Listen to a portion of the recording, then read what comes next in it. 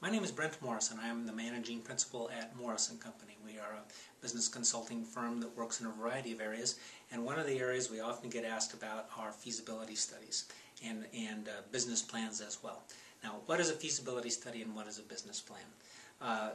There is often an overlap in those two terms, and it may depend on who the user is and what they need.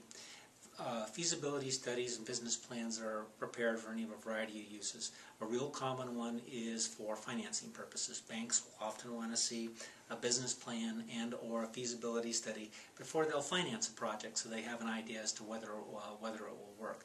Those usually have to be prepared by an independent third party rather than by the company itself, but not in every case.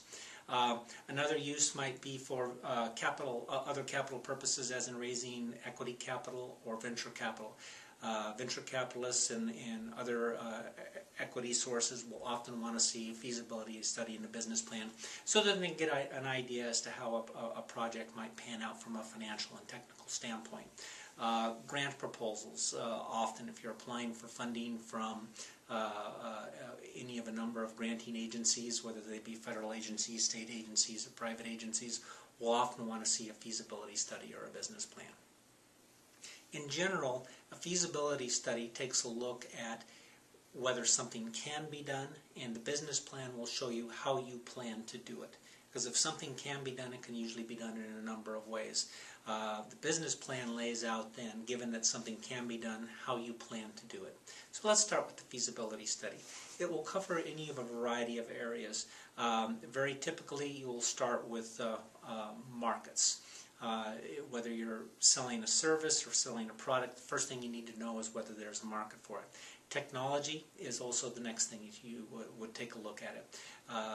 The technology might involve, if you're doing an internet project or something like that, what's going to be involved with that. But it also could be, equipment, machinery, and things like that that you would need to produce and distribute.